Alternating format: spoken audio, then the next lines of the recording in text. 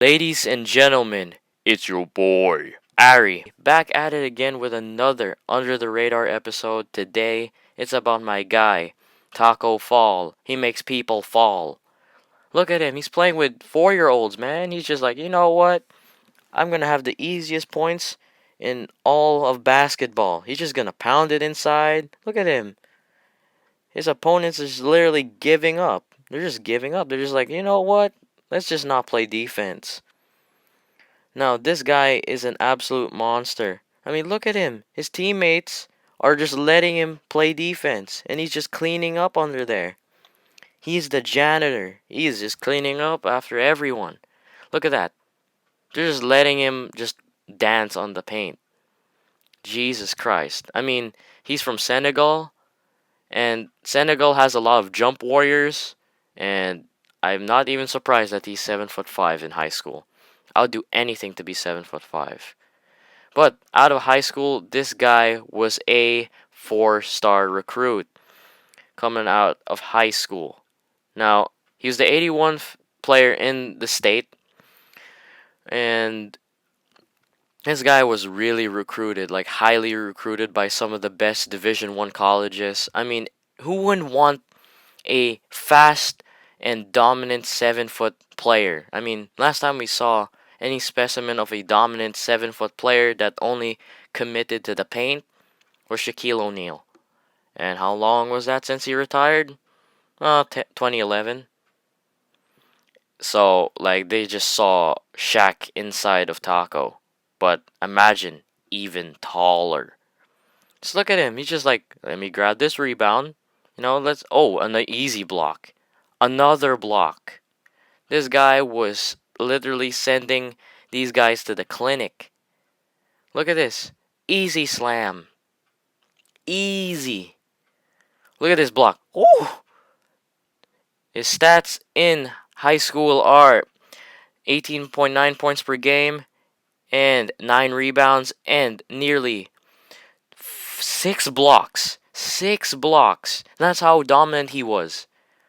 I mean, everyone is way shorter. I mean, 6-foot people are already, quite tall. But to him, they're children. Complete children. Look at him. So he just pass it to me. Look at that. Look how easy his buckets are. He's chilling. He is chilling. Okay, let me dunk here. Dude, if I had like the height of 7'6", I would do a lot of other things. Yes, I'll do basketball, but just imagine like you get a girlfriend just by getting a book for her in the library. You know, being that tall, man, that's just amazing. Look at him. He's just making everyone give up. I'm like, what's the point of playing defense on me if I'm this tall? If I was in high school, I bet I would average like 11 assists just by passing it to Taco. He's making every shot in the paint. Almost every shot. And this dude is 325 pounds. 300, dude. I fly against someone who is like 200 pounds. But imagine Taco against me. Dude, I'm an airplane. I'm flying out of there. Man, I would love him to be my teammate. But if he ain't my teammate, man, that'll be a massive nightmare.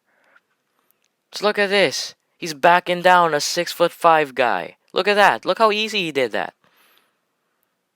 Look at that. Easy pass. He's very intelligent as a center. I mean, most of the time centers that are slow have almost no placement, as in they don't know where to go, or easy buckets are good places to score. Now, this guy was highly recruited by the best colleges. I mean, he had Georgetown, he had Florida State, he had Stanford, he had Purdue, he had Vanderbilt and Wake Forest, man, and UCF. But he decided to take it to UCF. Now, he got even more famous because of the March Madness. It was his game against Duke that made him even more special, making all the big men in the Duke and Zion regret going against him in the paint. I mean, this is one of the greatest March Madness games I've ever seen, because you got Zion Williamson on one side, a dominant force of nature in the paint, the most athletic guy we've all seen in the past couple of decades since LeBron James, going against one of the tallest guys, or now the tallest guy in the NBA. I mean, he's the same height as George Morrison. Jesus Christ, look at that. He's making Cam and RJ regret, don't play defense. Now, this guy tried his very best to pull UCF through the mud against Duke, but Zion isn't willing to give up.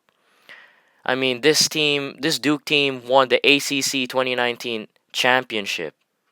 I mean, the ACC is quite a hard conference to come by, but the fact that Tacko was able to score almost 20 points against Duke, I mean, Jesus Christ, that is something.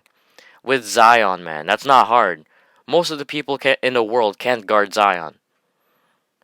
I mean, Zion is a 280-pound beast. Like, even his mere shoulder can knock me down, literally. I know I'm 150, I'm like nearly 120 pounds. I mean, guys, that's progress. I mean, pre-quarantine, I was 100 pounds. I mean, come on. But back to the topic at hand. My guy Tacko is not giving up. Look at that. He's just telling Zion, like, get out the way. Look at this. He just makes Alex regret it. He's just making his presence known. I mean, I was so entertained when I saw, like, damn, Tacko can fight for it. Look at that. Bam. I mean, a UCF, where the college of Michael Jordan's children, like Marcus Jordan, and I forgot the other brother. But the fact that Tacko placed UCF on his back against Duke with Zion Williamson, Cameron Reddish, Trey Jones, and RJ Barrett. I mean, Jesus Christ, that's a deep ass team. Man. So once they subbed out Tacko, things just went out of hand for UCF. Yes, they were fighting, but Zion is going off. He's like LeBron James, that I will never give up. He has a never give up mentality. I don't care if I have to punch you. I don't care if I have to push you down. I am getting a bucket done. It's gonna happen. I mean, look how dominant in the paint Zion was in that game. And Tacko was just a strong presence in defending against Zion. In the team, in UCF, Tacko was the only one to be successfully able to guard Zion Williamson. And scouts took note of this. I'm like, damn. People thought that Tacko was really slow in high school, but they decided, like, dang, this guy can defend during fast breaks.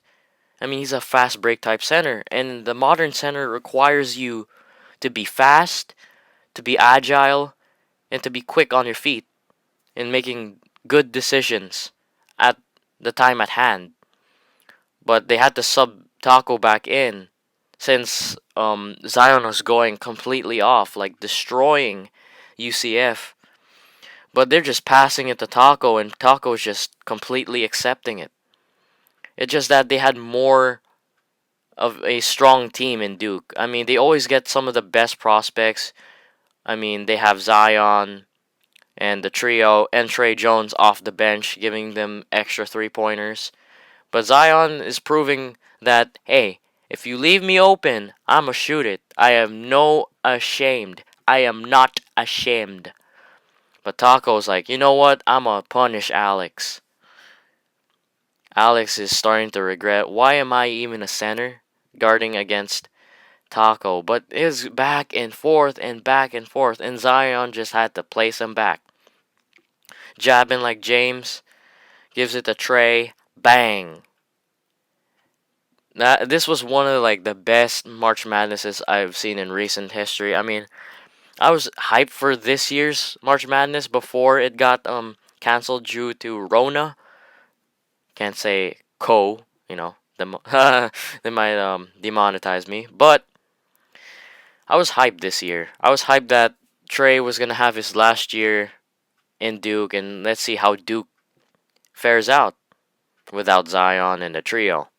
And same as UCF. I mean, UCF nearly upsetted Duke in the second round with only Tacko Fall. I mean, that's impressive. And let me ask you guys again. How was this guy, a force in the paint, not able to be drafted?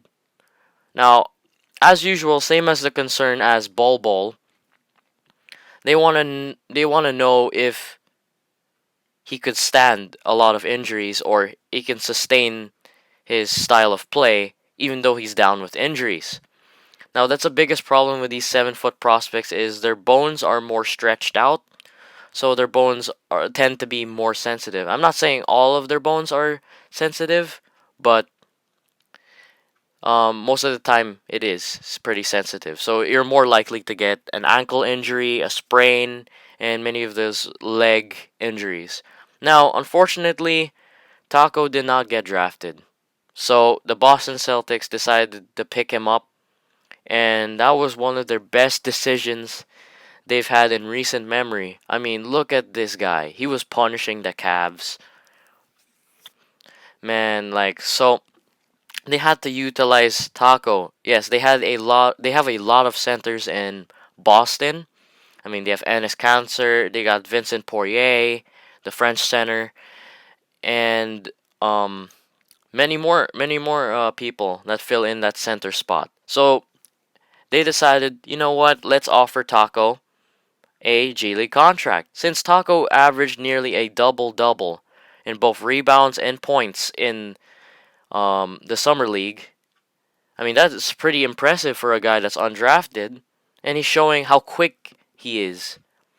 And to sum it all up, Tacko became a massive meme in the basketball world. Not just because of his hype, how popular he was, and how amazing he was in the basketball court. I mean, this guy is one of my favorite players. Like, same, I mean, I bet most of you guys also love Tacko.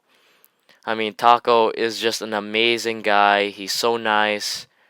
I mean, I would dream one day to even meet this man or play against this man. Okay, peacefully play. Okay, just a peaceful 1v1. I know I'm gonna get destroyed because he's literally 2 feet or 3 feet and a half, like, taller than me.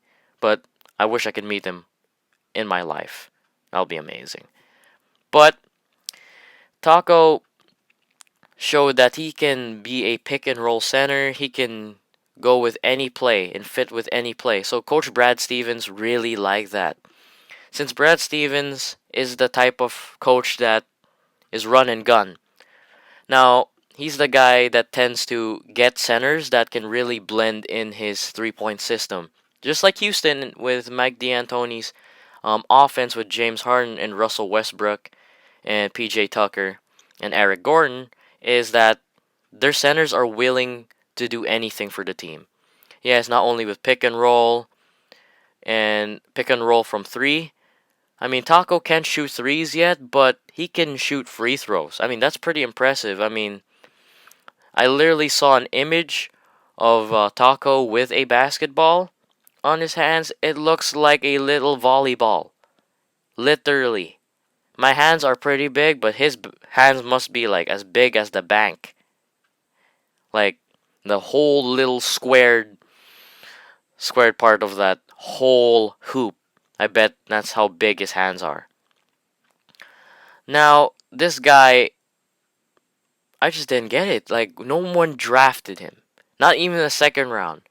In my opinion, he should have been a late first round to early second round pick.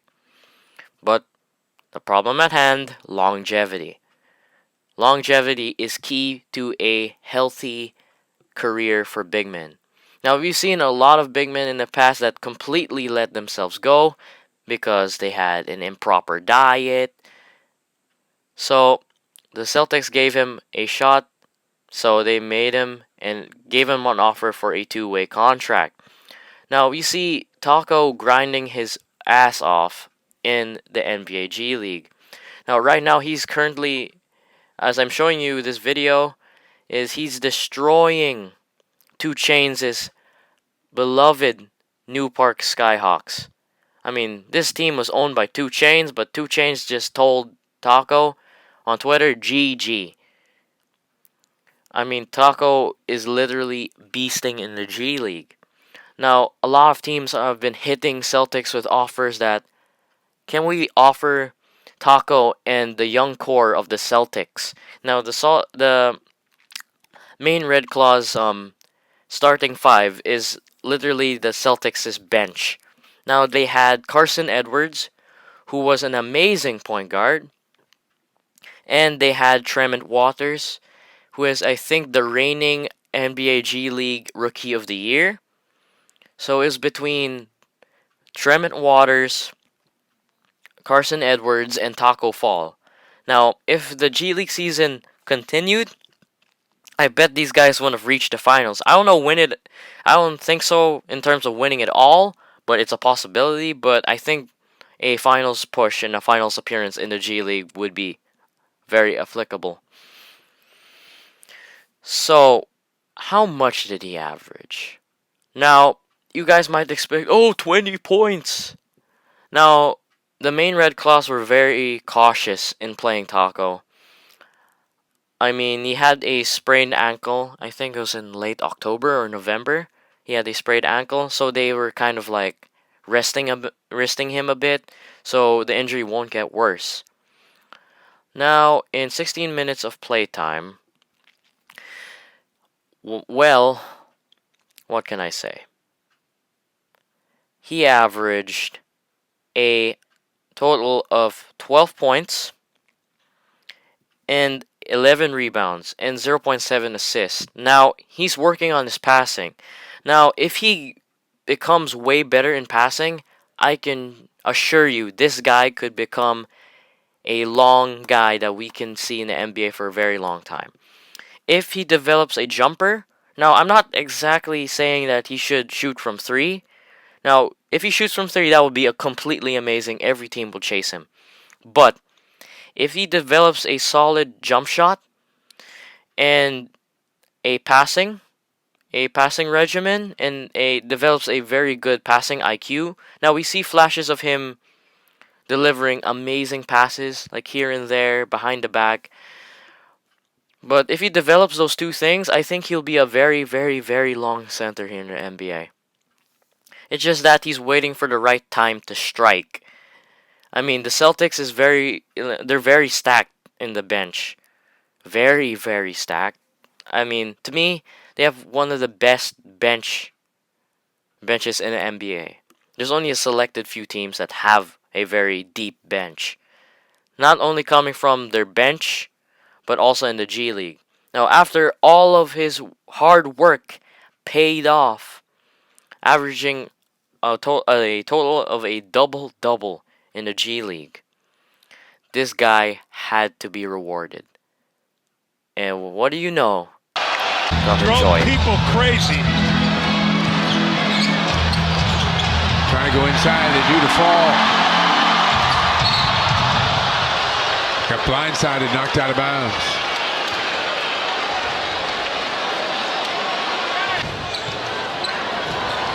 Fascinating young man to talk to. Has remarkable command of the English language and can do stuff like that. Yeah, well, Waters did what you want him to do, get to the rim. Well, Tacko's ready. Right there. Now, what I'm going to say about this guy for a 7'6" guy, has got the athletic. That was so beautiful, man. The bench was loving it. The bench was literally loving it as Brown tosses the layup. And what a block. Tacko is proving that he can destroy anyone. I mean, this game, yes, it was against the Charlotte Hornets, and they're not as good, usually. I mean, yes, the Charlotte Hornets has developed since the Kemba trade.